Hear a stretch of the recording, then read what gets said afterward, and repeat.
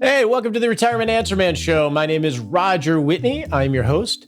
This is the show to help give you the confidence to rock retirement. I'm here with Andy Panko, a financial planner, Tenon Financial. And what is the name of your Facebook group, Andy? Taxes in Retirement. Very exciting name. Taxes in Retirement Group, which you have how many members in your Facebook group?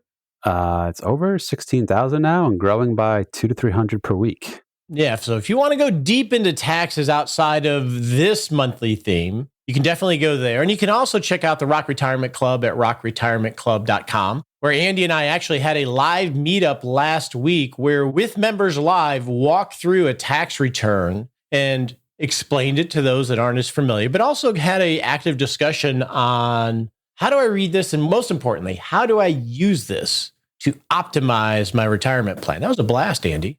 It really is. It was a fun time. You are a natural. Natural at what? I don't know, but thank you.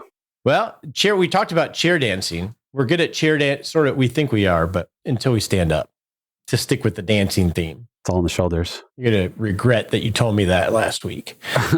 And this is our second YouTube show, so we're excited to have that going on.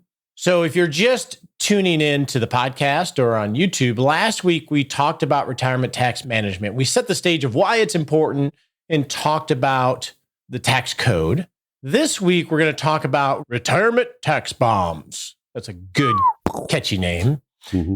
And then next week we're going to talk about the toolbox. We're going to start to talk more proactively about, okay, but what do I do? What levers do I have to use to defuse the bombs? And then in the last installment, we're going to talk about the integration of these tools in your actual plan. So hopefully this will give you a framework to think in an organized way to try to get to a good decision for you.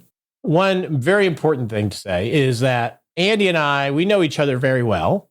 It's been a blast getting to know him.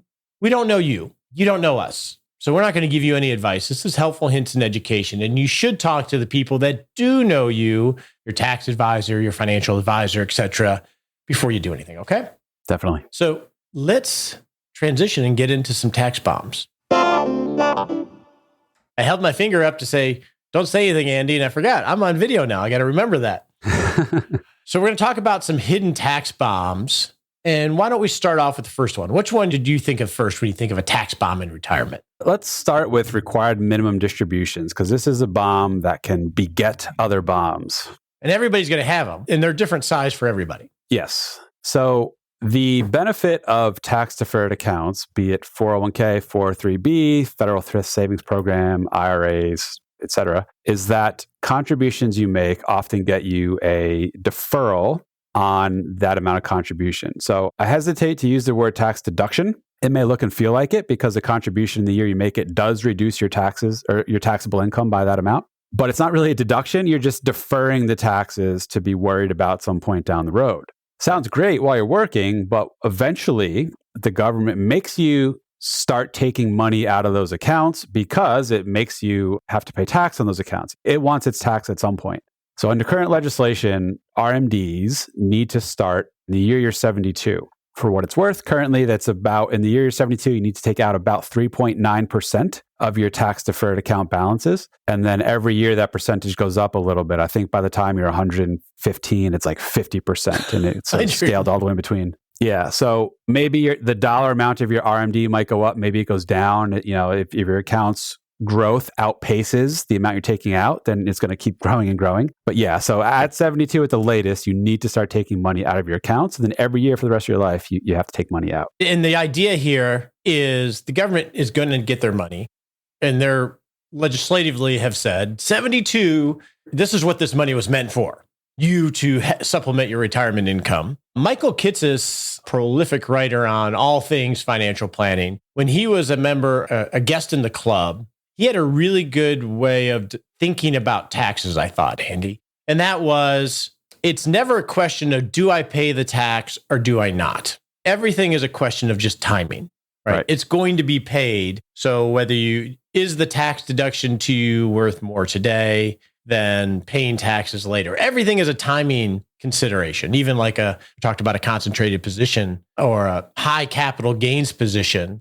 not wanting to sell it because you don't want to pay the tax on the gains is really not a decision not to pay the tax. It's just to delay the tax. The only way you actually get out of the tax right now anyway is to die or to have the value of the asset go down and now you don't have a gain anymore. Or donate it away. But yes, then you're not getting use of it. You're getting the value of having donated something. But yeah, you can donate it away as well.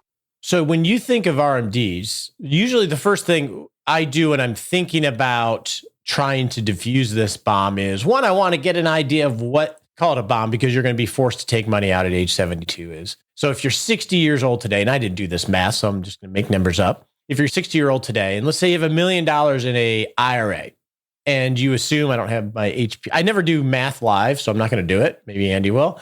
So you have $1 million today, you're age 60, and it's going to grow, let's assume at 5% a year. Andy's entering the numbers. Thank you, Andy. What is the value of that asset at age 72? It is just shy of $1.8 million. Okay. So you can take the money out today, pay tax on $1 million, or it's going to grow to 1.8 million at age 72. And then what would be the first year RMD, just approximate? You said about 3.9%. About $70,000 on that 1.8 million. And so that I usually like to do that calculation first, just to get an understanding. If we don't touch the IRA because we have other assets, what is my projected required minimum distribution going to be? And that gives you at least some framing of, well, how can I reduce these RMDs by diffusing it via some vehicles we'll talk about next week? How do you usually approach thinking through this bomb? The same. While it's good to try to project what the account value might grow to, we don't know, obviously, especially 12 years down the road. It doesn't mean you don't put some number to it and try to come up with a reasonable guess, but maybe it'll be $1 million, maybe it'll be $3 million. Now, if it's like the last 10 plus years where the stock market's been on a tear, a lot of people have a lot of money in tax deferred accounts.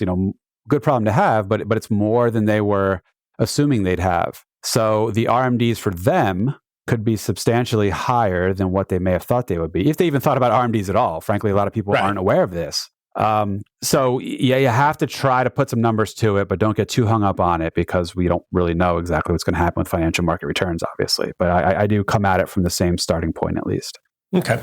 And the reason why we call it a tax bomb, that may be a little sensationalist, but some people do end up taking out more than the RMDs anyway, just because they have to, in which case this isn't necessarily, an unforeseen problem. But as I referred to before, there are a lot of people who do end up with a lot more retirement assets than they thought they would have. They may not need the amount of money that the RMD is requiring them to take. So now you add this RMD to your gross and taxable income on top of your other sources, be it Social Security, pension, rental income, dividends, interest, part-time job. You may be stuffed with more taxable income than you're envisioning and than you want, and you may not have control over it because RMD is what it is. You have to take out at least that much by definition. It's a required minimum distribution. And depending what the tax rates are like and the rest of your financial situation's like at the time, you can be in a pretty bad tax scenario as a result of it versus if you consciously took some out earlier when you had a little more control over taxability of things. So that's what I mean when we say it's a bomb. It's not this doomsday event for everybody, but for a lot of folks, it is an unwanted tax scenario. Yeah. We went a little bit too internet clickbaity on the bomb. It would have been much better if we had like a soundbite, one of those sound effects. That would really drive it home. And you hit on something that's important. So we don't know what it's going to grow to, and we don't know how it might impact some of the other bombs that we're going to talk about in terms of these surcharges. And the assumption, because I'm an older vintage of human than you, Andy, so the assumption growing up has always been for those retiring now and just before is the sale was, hey, you get the tax deduction today when you have high income and a long time frame. And then in retirement, when you are in a really low tax bracket, just like your grandparents that live in Florida, you can take the money out. So you avoid it when your tax bracket is high and you harvest it when your tax bracket is low. And I think what a lot of people have discovered is, wait a second, I'm in the same or in some cases a lot higher tax bracket than I ever anticipated I would be. So it changes the dynamic of that. Right, definitely. It's not the old adage of your peak earning years are going to be your highest tax environment years. That's not always the case. Some people, it's quite the opposite. And then we factor in, and I hate speculation, by the way. Like on tax code, I hate speculation. I like to deal with what I know. But we're in the age of speculation at the moment because we have all these proposals out there for next year. Is we don't know in the future what a distribution from an IRA will impact in terms of Social Security, Medicare, taxation, all these other things, because they can change the rules. Let me rephrase. We can change the rules by agreement through our government any way that we want. And it feels like this is a bomb because this gets people really worked up. Right. And I think I want to go back to what you said last week, Andy, is it's going to be okay. We don't want to let this be the tail that wags the dog, but we just want to be aware of it. That's right.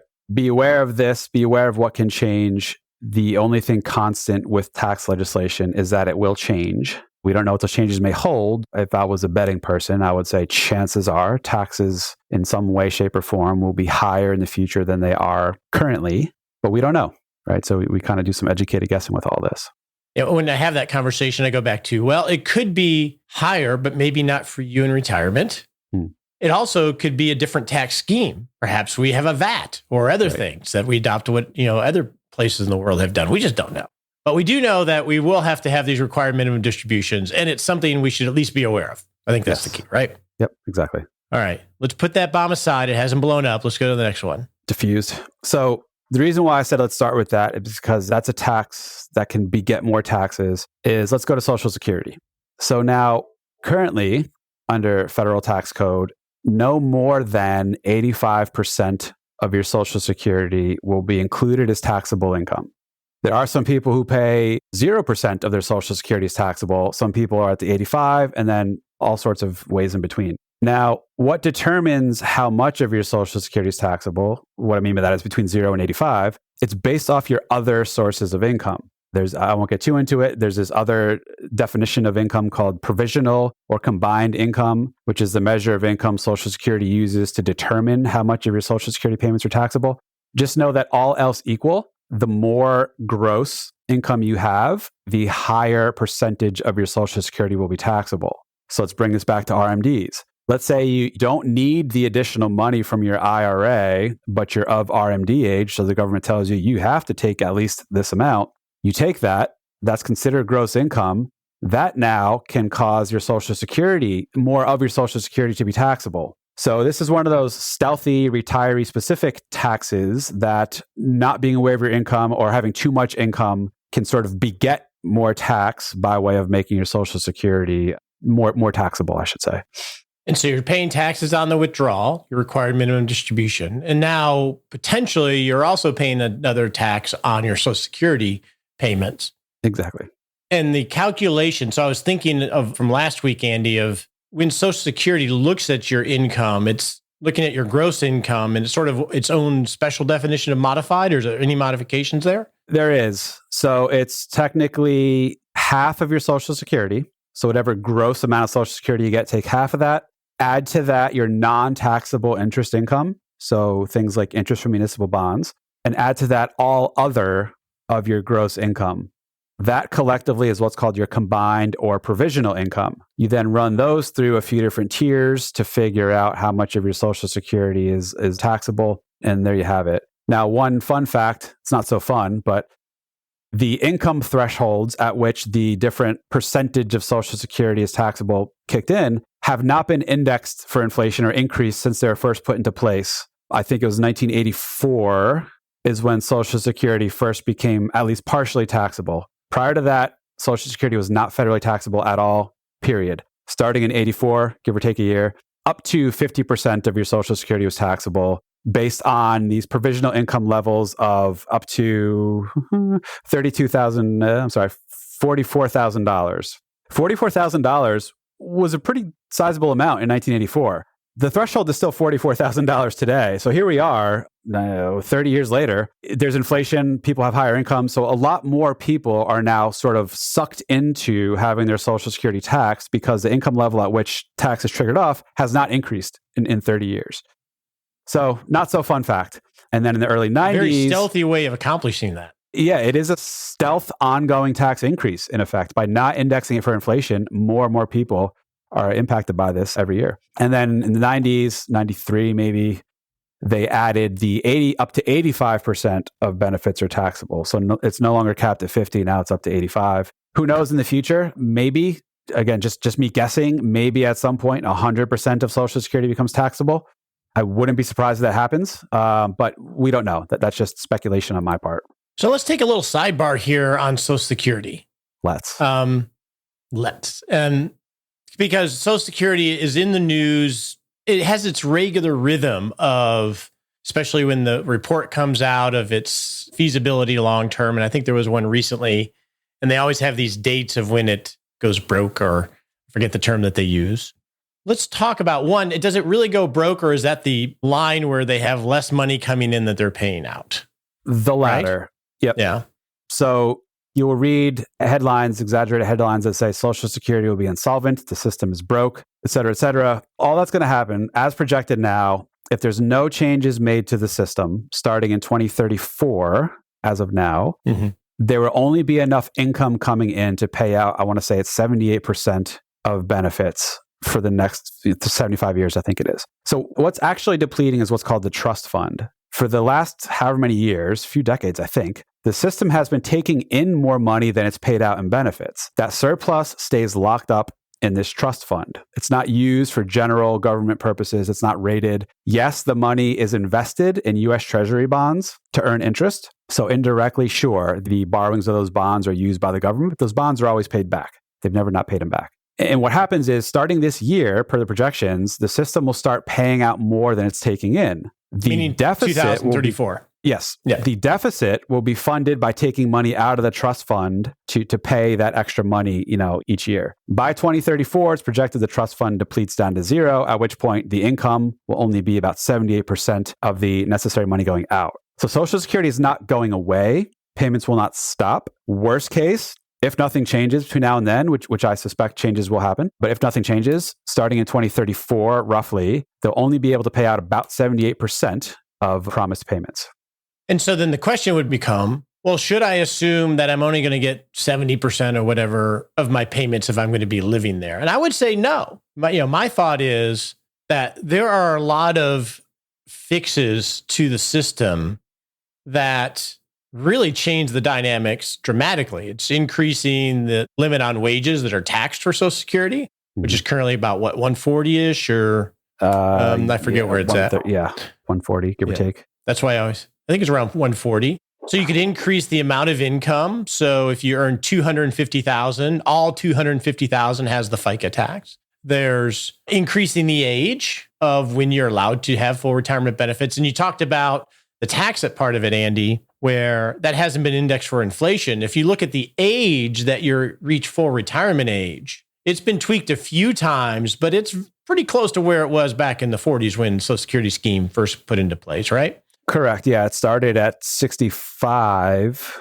when the system went into place in 1935. And as part of the 1984 revisions, because at the time the system was really strained. The demographics were already in place. The baby boom was established. They were boomed at that point.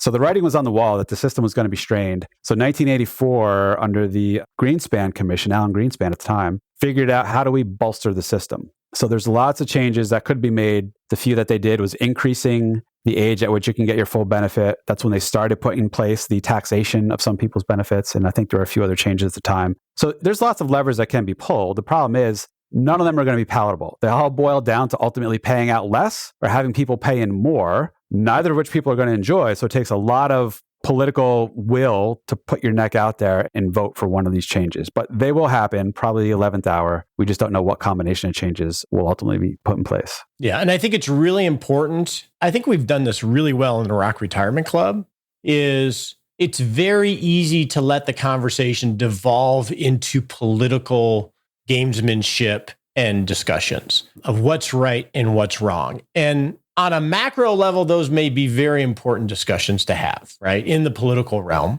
But when you're doing your retirement plan, focusing on that aspect of the macro doesn't help you at all with what the actual rules are and how you create a great life. And it's very easy. I think this about inflation and markets and valuations. At the end of the day, you have to bring it back to what can I do next to improve my plan and make it more robust in order to rock retirement. And in the club, I think I've never had to enforce our terms of service or our rules of conduct because we don't have political discussions. We deal with what actually is happening. And I think that's really important here. Super important. I don't care if you're red, blue, or purple, or some other color in your political leanings. Your opinions and your views, your likes or dislikes about who's in office, who's not, has nothing to do with it. You have to roll with the punches of what you're dealt. To affect change or try to affect change, write your senators, write your representatives, support tax lobbying foundations that align with your beliefs about taxes. That's how you can get things changed. Going on Facebook, commenting on an article online, going in the Rock Retirement Club and spitting ill about some politician does nothing.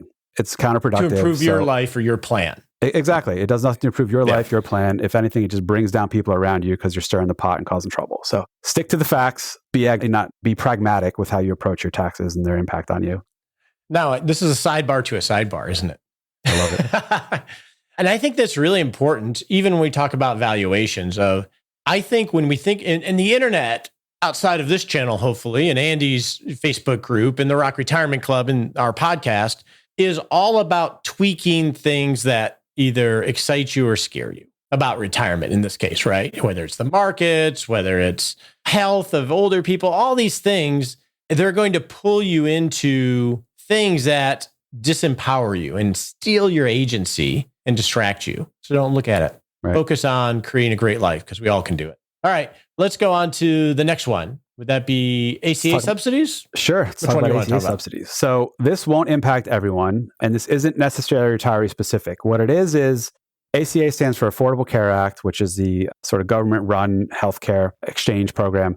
If you are not covered by health insurance through work or through a spouse's work, you don't have a lot of options for where you go to get health insurance. You can wing it and not have insurance. You can maybe join some faith-based health sharing program, which isn't technically insurance, but sort of loosely looks and feels like it. Or one of the other most common options is to get a policy through the Affordable Care Act, otherwise known as healthcare.gov. And this all happens if you're below 65, before Medicare. Great point. Exactly. Below 65, because once you're 65, then you're Medicare eligible. So where this manifests itself with retirees is, let's assume you retire relatively early, 55, 60, whatever. You can probably extend your employer healthcare coverage to a year and a half through what's called COBRA. But when that runs out, now what do?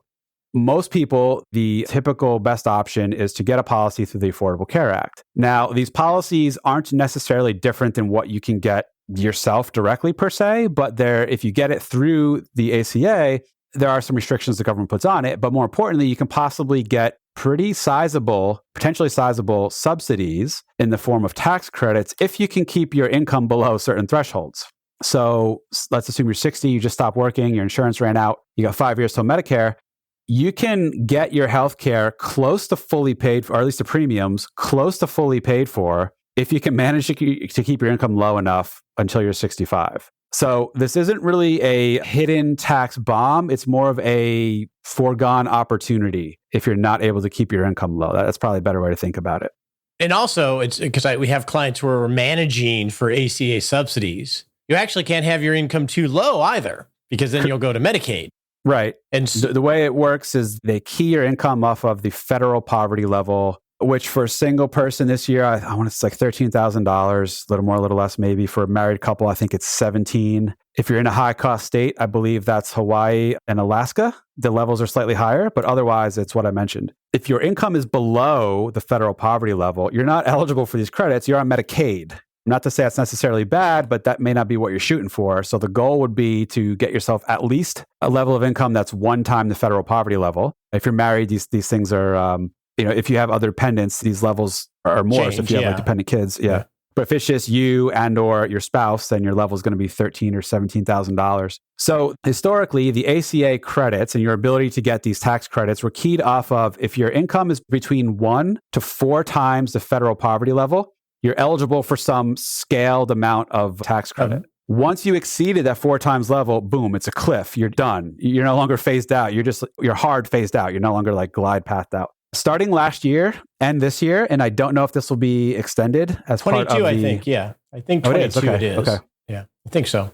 That's right. Started this year and into, I forget, but the American Recovery Plan Act or something made it such that there's no longer this hard stop where once your income hits 4 times federal poverty, you're no longer blocked out. Instead, it's this more gentle path. It's based on, I think, 8.5% of your AGI or something is what you're supposed to pay to healthcare. ACA credits are a lot more complicated. It's based on where you live, what policies are available to you. It's keyed off what's called the second lowest cost silver plan. I'll leave that one there. That's a whole other rabbit hole.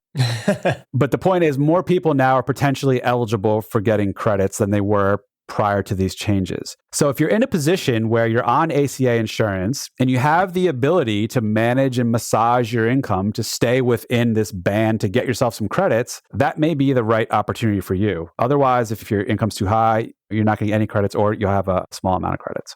Yeah, and if let's talk about the meat on the bone. So I'm just going to make numbers up here, but let's assume without these credits that your premium is $1,000 a month. Mm-hmm. And assuming you're able to qualify for ACA credits because you keep your income within this band, like Andy's talking about, your premium could be potentially be totally paid for or be cut by half or more. Or more, yeah. Yeah, it's a lot of money. And so it's something to be aware of as you're building your withdrawal strategy, because let's loop back in the RMD bomb, right?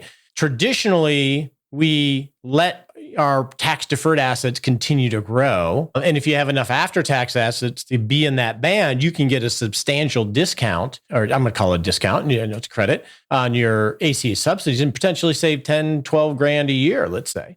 Sure.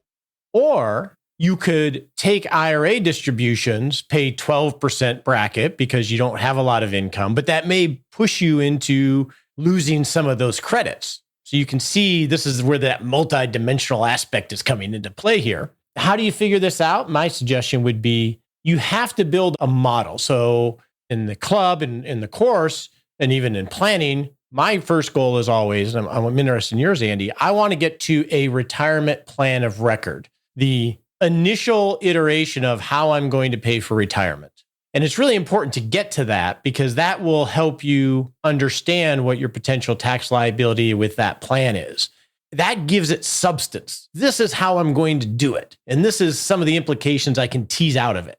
You have to do that because once you do that, now you can create these, well, what if? Let's create what if version 2 of I'm going to try to solve for ACA subsidies. And this is the ripples that it has over this plan of record, what if scenario, over multi-year with a ton of assumptions in it. In some cases, created 3-4 different what if scenarios to try to tease out making what Andy so aptly called last week our best guess of what we want to solve for. Yeah, that's it. There is a lot of subjectivity and sort of gut feel about not just you, but you, the planner / advisor, but also the client. What's the client comfortable in doing? Our job is to lay out the pros, the cons, the things to be aware of, and the disclaimer that this is an educated guess. We don't know how big your tax issue is going to be in the future. We don't know what tax legislation itself will do. Based on what we know now, yes, here's some projections. Here's what seems to make sense. And it's also a function of bird in the hand is worth two in the bush. If you're able to massage your income low enough that you can get $1,500, $2,000 a month in ACA credits, it's tough to give that up. To say, you know what, you have a couple $1 million in your IRA. I think it would be better for you to get ahead of that, distribute some of that now, pay low tax on it. The downside is you give up your $2,000 a month in ACA credit. That's a tough pill to swallow. I can't guarantee that taking the ACA credits and letting your IRA continue to sit and bake will ultimately be the better play.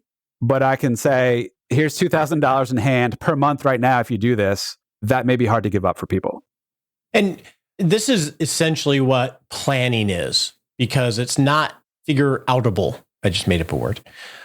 And that is uncomfortable. And that's why you need to have a really solid process for thinking through it. And this is my opinion, what you don't want to do is you don't want to do what you're probably most attracted to is to find or hear someone or some article that says, this is how you do it and it's the right way. That is intellectually disingenuous because there is no right way. But that is attractive to us. I think of, Andy, this makes you, as you were talking about this, I was thinking back years ago when my mom had cancer, and that navigating the treatment options with the doctors. And man, when you got cancer, how do I fix it is really all you care about. How do I fix it? And if you've ever been in a medical situation, you don't typically get, well, this is how you fix it. You get options, and they explain the pros and the cons and the probabilities. And ultimately, they help you make an educated guess based on your situation. In my mom's case, initially it was doing the therapies and everything else. And then she did holistic along with that. It ultimately got to the point of the option of, I ain't doing anything else. I'm just going to stick with this plan of record and live my life. That's a dramatic way of thinking about it in a literal life and death decision. But that same dynamic applies in retirement planning. And It's really important you understand that. Otherwise, it's very easy to get led down the perfect strategy to help you avoid. And that's probably not going to help you rock retirement. And there's so many competing things. You can't possibly solve for all these little gotchas we're talking about. It's not possible to optimize each of these 5 or 6 things. You're going to give up one at the expense, benefit one at the expense of the other. And this one's probably going to be in our toolbox discussion in our next episode of these credits. So let's talk about a few other bombs here. Which one do you want to go to next, Andy? Our friend IRMAA. IRMAA. I just feel we need to have a masculine name. Let's call him Ernie or something. Ernie. All right. Ernie, aka IRMAA. So stands for Income-Related Monthly Adjustment Amount. All said and done, it's basically an income-driven surcharge of additional premium that you may have to pay on top of your base Medicare premiums.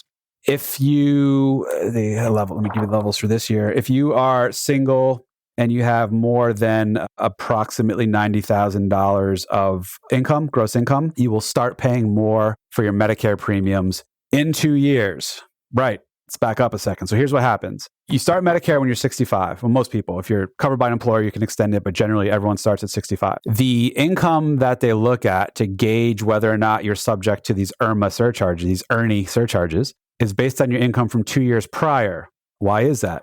So here's an example. Let's assume you're on Medicare. Your 2022 premiums will be told to you late this year in 2021. They will be based on the most recent tax return the IRS has for you, which will be the 2020 tax year.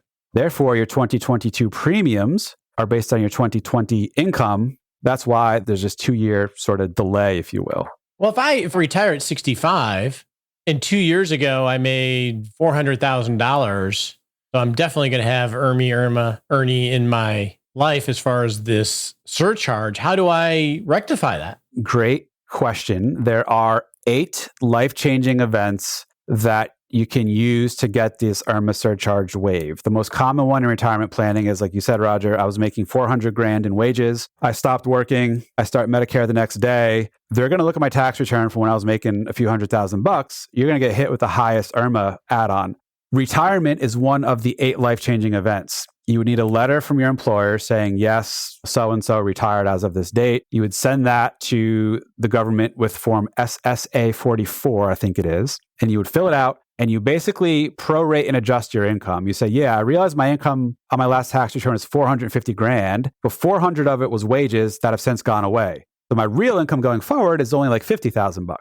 They will look at that. They'll say, okay, cool, we agree. They will then waive out the IRMAA, and then that's how I do it. Now, there's some things that aren't waivable. Like I mentioned, it's only 8 qualifying events. It's like marriage or death. It's retirement. It's one-time like settlement of some sort. Things like you choose to sell a rental property you've owned for a while, and you sell it at a big gain. That gain is a one-time event that will spike your income, but that's not waivable. That was something you consciously chose to do. So that will impact your IRMAA. It's going to be factored in. That will be factored in. Any kind of long-term, any kind of gain realized at all.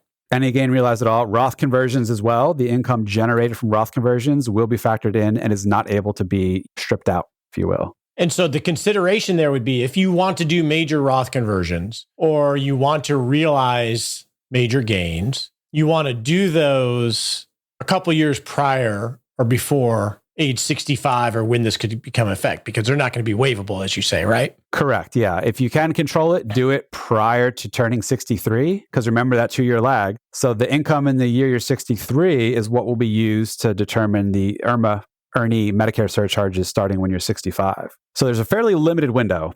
And that's rolling every year that happens. So when I'm 69, it's going to look 2 years back at what kind of income, and it will fall off. My surcharge will go away, or it will introduce, or it'll stay the same based on that lag. That's correct. Every year they readjust in November, December, when they tell you what your next year's Medicare's premiums will be. They readjust based on looking at your most recent tax return. So to the extent you had a freakishly large year of income, you had IRMAA for 1 year, the next year, assuming your income dropped, that will roll off. Your IRMAA surcharge will be reduced, if not eliminated. Yeah. Great point. And then what happens if I paid too much in surcharges or too little? How does that get reconciled, or does it? Because you give them an estimate, don't you? Or they actually go to the tax return? I should know that. I don't think it gets reconciled. It's based purely off your income 2 years prior. So if your income 2 years prior was high because you did a Roth conversion. You know what I'm thinking about? I was thinking about ACA subsidies. Right. Yeah, different story. Or right. the credit, because that gets rectified. Because like if you step back a second, if you're applying on the Affordable Care Act website, healthcare.gov, you have to tell them what you project your earnings to be. Correct.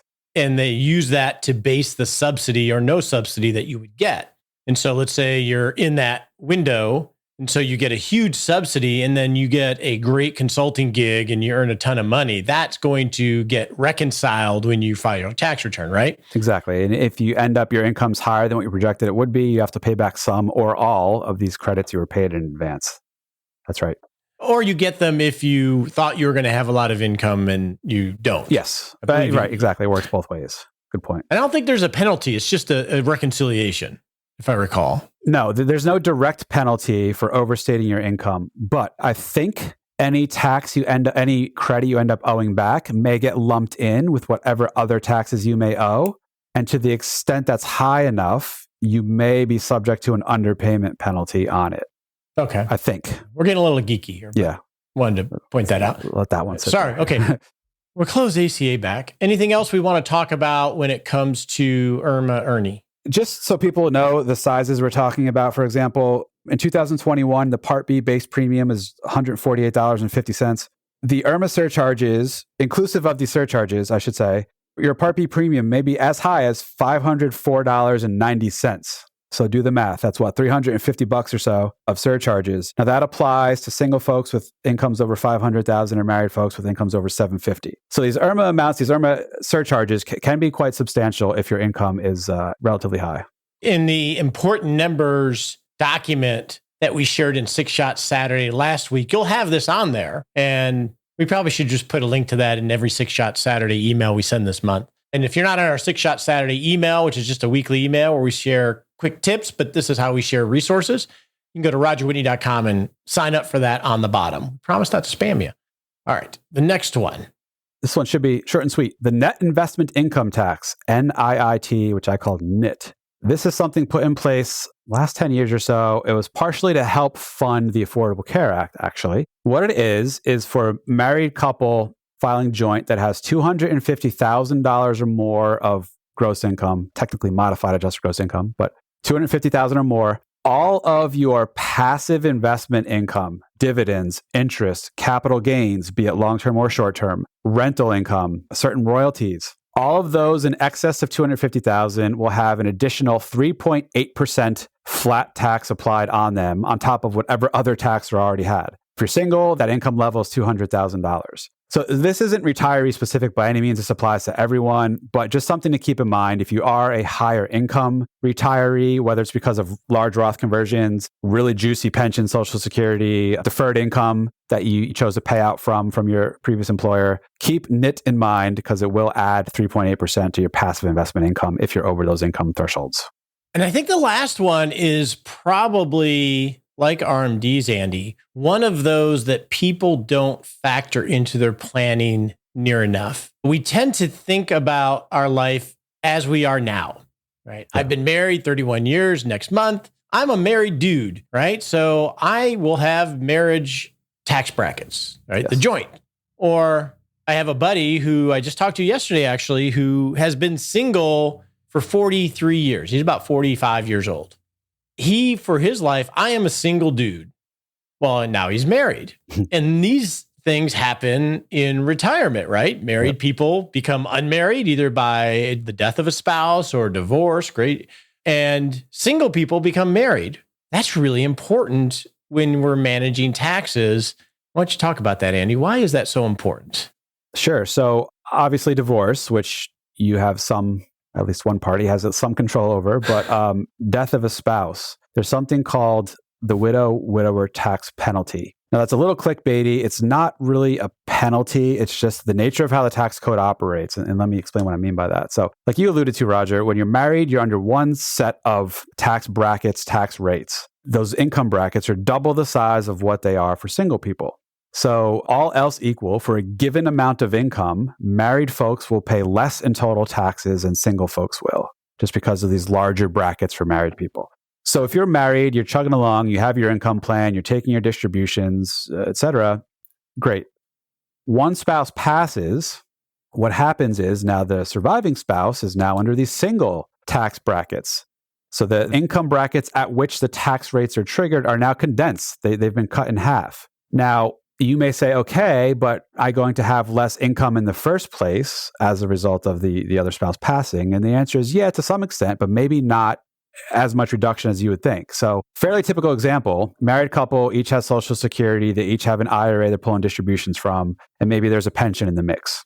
When one spouse dies, yes, one of those Social Securities goes away. So that does drop. But what if the pension has a full survivor benefit? That lives on just the same. The IRAs, typically the surviving spouse is made the beneficiary of it. So the IRAs are still there, which means the RMDs are still there just the same. So no, the income for the surviving spouse doesn't necessarily drop a lot.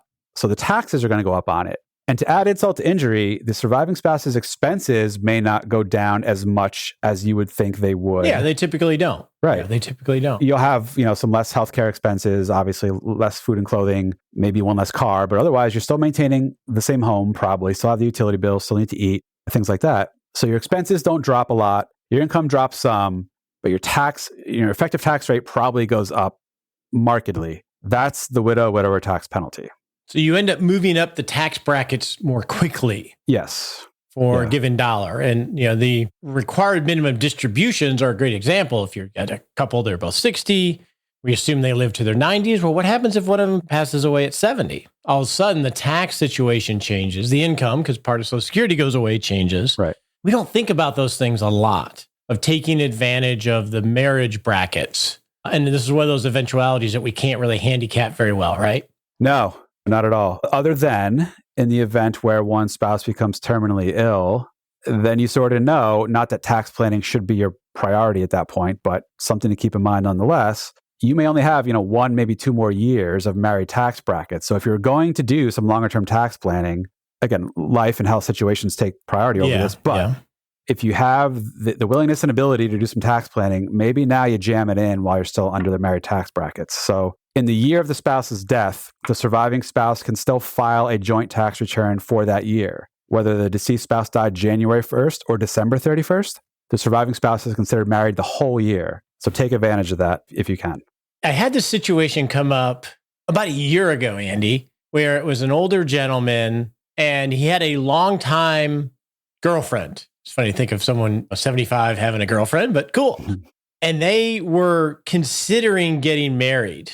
And there were some issues with the kids and things like that. And they ended up not. But as I'm planning, I'm like, in my end, I'm like, it would be nice if you got married from a tax perspective. Right.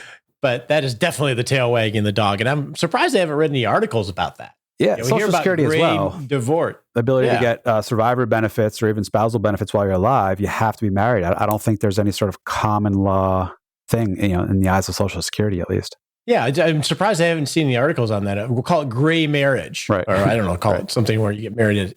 But I think that's a big one that we need to think about. All right, Andy, we have talked a lot about the bad or the potentially bad. Next week, we're going to change our focus, which we always need to do, and talk about, well, what tools do I have to manage this? So we're going to get a little bit more positive and not being fear mongers or bomb mongers here. And then in the last episode, we'll talk about how do we integrate this so you can take advantage of some of this optimization area. Sound good? Perfect. I like it. All right, well, let's set a SMART sprint for the week. In the next 7 days, I want you to set a little baby step you can take. It's not just rock retirement, but rock life. And I'm going to go back to that important numbers worksheet checklist, I guess we'll call it, that has tax brackets, things about IRMAA, Social Security taxation, etc. We're going to send that in our 6-Shot Saturday email. Get that at rogerwhitney.com. Just spend some time looking at the different subjects. You don't have to become an expert on this. I have no interest in becoming an expert on this. I want to be aware of them and bring in the experts to help navigate it. But just spend some time understanding these, because that's the first step to empowerment. All right, Andy, next week we get to be positive and break out the toolbox. I like it. It's going to be delicious and invigorating at the same time. All right, everybody, have a wonderful week.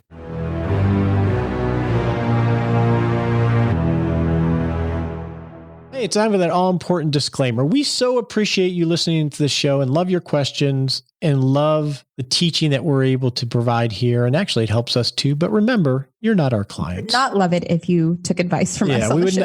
We would not love it if you took advice from us on the show. Realize this is helpful in education. Talk to your legal advisor, your tax advisor, or your financial advisor before you make any decisions. We appreciate you joining us today for this episode of Retirement Answer Man. Be sure to visit rogerwhitney.com/answers to access the Retirement Answer Library with over 30 checklists to help you make the most of the only life you have. Remember, you have more power than you realize to create an amazing life starting today with Retirement Answer Man. The opinions voiced in this material are for general information only and are not intended to provide specific advice or recommendations for any individual. All performance referenced is historical and no guarantee of future results. All indices are unmanaged and may not be invested into directly. Have a wonderful day.